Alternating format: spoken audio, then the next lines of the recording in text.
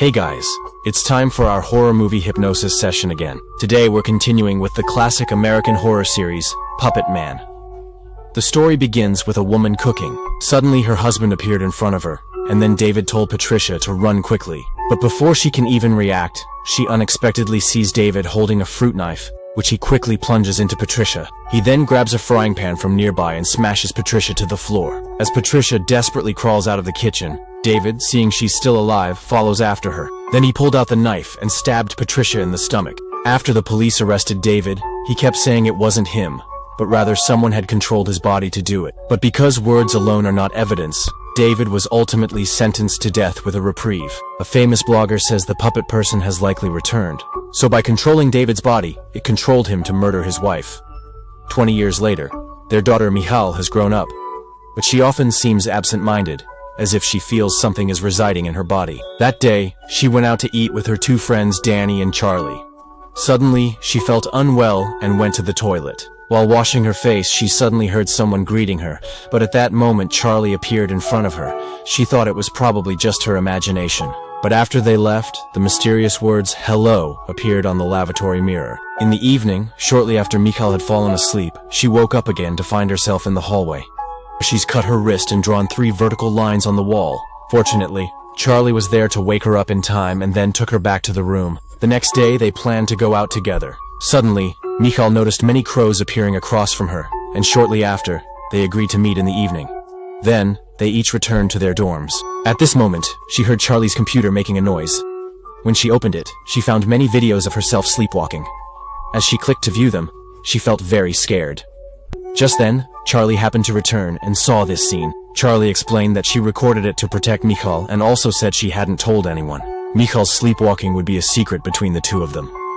That night when they gathered at the rooftop party, Glenn suddenly revealed Michal's sleepwalking and even mentioned her family's past. When Charlie wanted to explain to Michal, she was met with Michal's loud reprimand because Charlie did not keep her promise to maintain the secret. But when Michal was about to leave, suddenly Charlie's bottle fell to the ground, and she kept repeating that she couldn't move. Nearby friends thought Charlie was just acting, but when Michal turned his head, Charlie suddenly turned and started backing away. When she reached the edge of the rooftop, she jumped off. Shortly afterward, the police arrived at the scene. When the sheriff asked Michal about the situation, Michal only said that she saw Charlie's eyes, which looked very much like her adoptive father's eyes before he committed suicide, both filled with reproach for her. Michal rushed out of the police station, and when her friends wanted to ask about the situation, she didn't want to pay attention to them. Oddly, as Michal headed back to her dorm, she was shocked to find the flock of crows seemingly following her the whole time. Seeing this, she panicked and ran back to her room. After returning to the dormitory, Michal kept looking at Charlie's bed and the photos on the wall. Just as Michal felt guilty about it, she suddenly heard a sound outside the window. But when she reached the window, suddenly many crows appeared and kept hitting the glass. Michal felt very scared seeing this scene. Then she returned to bed to sleep. The scene shifts to Glenn, who is very angry about his girlfriend Charlie's death, and as a result, Joe leaves in an unhappy manner. Still, Glenn asked Danny to check on Michal. When Danny arrived, he waited outside. Soon after, he was startled by the sound of Mihal leaving. He noticed 3 red vertical lines mysteriously appearing on the wall and followed them to the rooftop. At that moment, he saw Michal preparing to jump down, but fortunately, he reacted in time and saved her. But at this moment, Michal told him that she saw Charlie lying down below waiting for she. The next day, a janitor saw a ground full of dead crows. Though reluctant, he still handles things. Meanwhile, Michal and Danny wake up to a knock on the door. When Michal opened the door, she suddenly discovered that it was Charlie's mother who had come to help her pack her things. While the two were chatting, Charlie's phone suddenly rang. When Michal's mother answered the phone, she realized the call was for Michal. After Michal answered, the caller identified herself as Psychic Ruby and said she wanted to talk to her. After Danny gathered everyone together, they quickly made their way across town and soon arrived at Ruby's home. Then Ruby had them sit together and continuously told them about Charlie's experiences, while Michal waited alone in the study. At that moment, she suddenly noticed a book about a cult with 3 markings on the cover. As soon as she picked it up and was about to open it, Ruby suddenly walked in, interrupting her action. After Michal left the room, Ruby placed an item in front of each person one by one, then asked them to hold hands and begin. As for Joe, she placed her hand on the chair that had been prepared for Charlie. At this moment, Ruby took out paper and a pen, and after everything was ready, she began chanting a spell.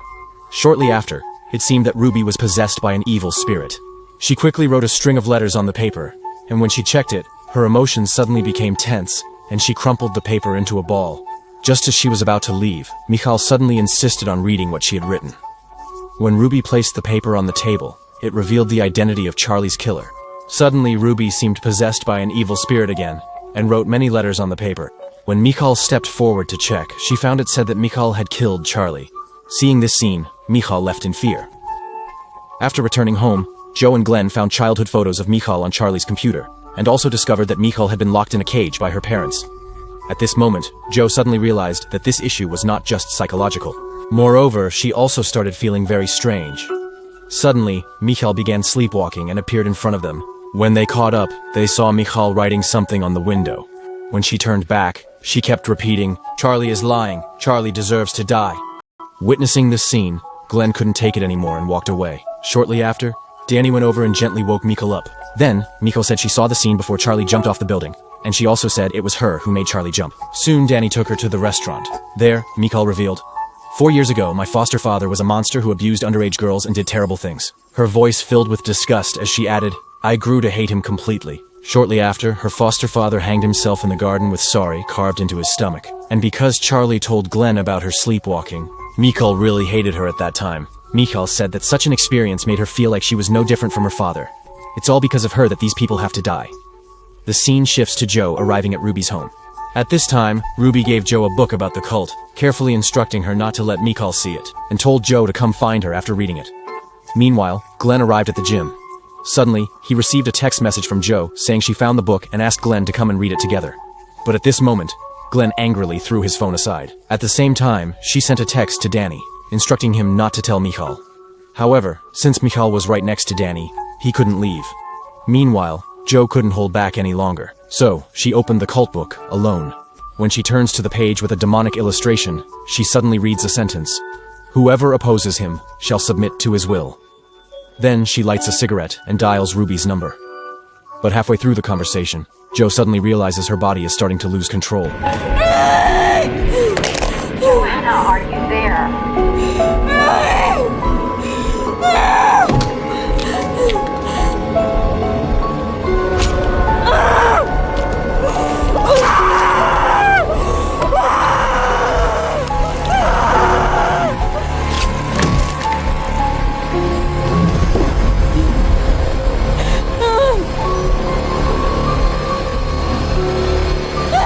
The scene shifts, and Glenn's body starts to freeze up. He frantically adds more weight plates to the barbell, then lies down and lifts it. Meanwhile, on Joe's side, the cigarette has ignited the books, and the fire grows larger, quickly setting her hair on fire. In the end, Joe was burned to death in agony, while Glenn endured with unwavering resilience. Soon, his eyes fill with blood, and shortly after, his teeth fly out. Finally, unable to hold on, he is crushed to death. The scene shifts again, with Danny taking Michal to the prison where she father is held. On the way, Michal suddenly asks Danny to stop the car. When she gets out, she sees that flock of crows again. Soon after, Michal arrives at the prison and meets David. David says he's been waiting for Michal. When Michal asked why he had killed her mother, David replied that it wasn't him. It was Michal who had done it, Hal herself. Hearing this, Michal immediately becomes tense. Soon after, David reveals the truth. It turns out that when Michal was born, an evil spirit possessed her. When her mother discovered this, she tried to transfer the spirit to herself, but was unexpectedly tricked by the evil spirit and backfired. Tricked and attacked. But the evil spirit had never left Michal's body, which was why David and his wife had to lock her away. But because Michal's mother had discovered the truth about the evil spirit's existence, it took control of David and forced him to kill her. Now, when David thinks about all of this, he becomes agitated and says that the evil spirit will only leave for good after it has killed everyone close to her. The scene shifts, and as Danny takes Mihal back, he tries to reach for her hand, but suddenly finds his hand seems unable to move. However, shortly after, he can move it again. Danny thought it was an illusion, so he ignored it. Just then, he receives a call from the sheriff. When they arrive at the police station, the sheriff informs them that their companions have died. The sheriff shows them the writing on Michal's foster father's abdomen, noting similar markings were found on Glenn and Joe, making him suspect these incidents might be connected to Michal. Seeing this information, Michal recalls what her father said and quickly distances herself from Danny and the sheriff. Just as Danny was about to chase after her, he found that Michal had already locked the door. Meanwhile, the sheriff seems to be under some kind of control, completely unresponsive to anything Danny says. After Michal left the police station, she continuously believed that everything would be fine if she died. So she walked straight into the middle of the road. However, all vehicles suddenly come to a halt. She then goes to a bridge, and just as she's about to jump, Danny catches up to her. At that moment, when Danny saw Michal jump down, she was pulled back up by some unknown force. Danny finally believes what happened at Ruby's house that day, so he takes Michal to find Ruby. Danny tells Ruby everything that just happened, and Ruby says that she knows everything. But she adds that what she is about to say must be kept a secret from Michal, because if Michal knows, then the evil spirit will know too. Just after finishing speaking, Michal woke up and told Ruby everything that had happened. Ruby pretended to know nothing in order to prevent the evil spirit from obtaining relevant information. Afterward, Ruby stuffs a wad of cash into Danny's hand and tells him to find a secluded place to examine it. At this moment, the bird nearby begins to grow agitated. After that, Danny led Michal away. But just as Ruby was on the phone, the little bird suddenly vanished without a trace. Halfway back, Michal suddenly asked Danny to stop the car, and she asked Danny what Ruby had given him.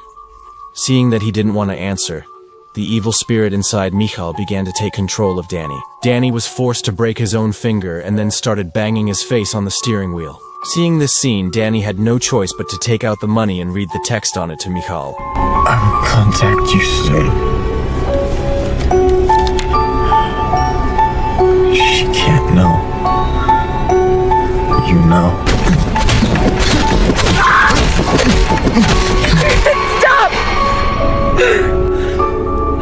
But with all her friends dead, Michal headed to the police station to confess. As soon as she entered, she told the officer she'd killed her boyfriend and family. Unexpectedly, when the police officer drew his gun, he was controlled by the evil spirit in Michal and killed himself. Then a few more police officers came in, and just as Michal was begging them to shoot her, she was suddenly controlled again by the malevolent spirit within her. Do it!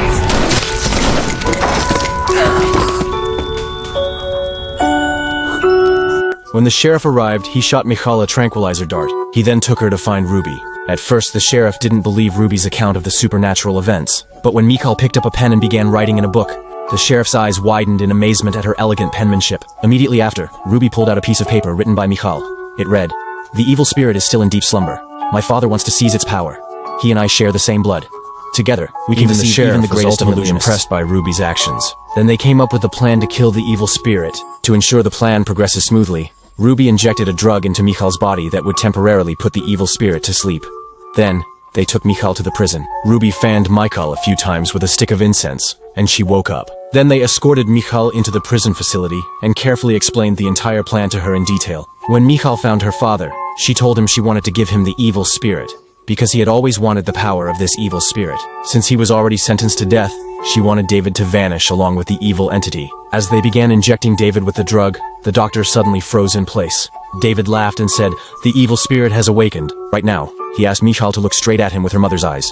Sure enough, not long after, the doctor gradually regained consciousness and gave David an injection. David's vision quickly deteriorated, and it was only as he approached death that he realized something was wrong. After David's death, Ruby and everyone thought everything was over. But unexpectedly, the evil spirit was still on Michal. The screen fades to black.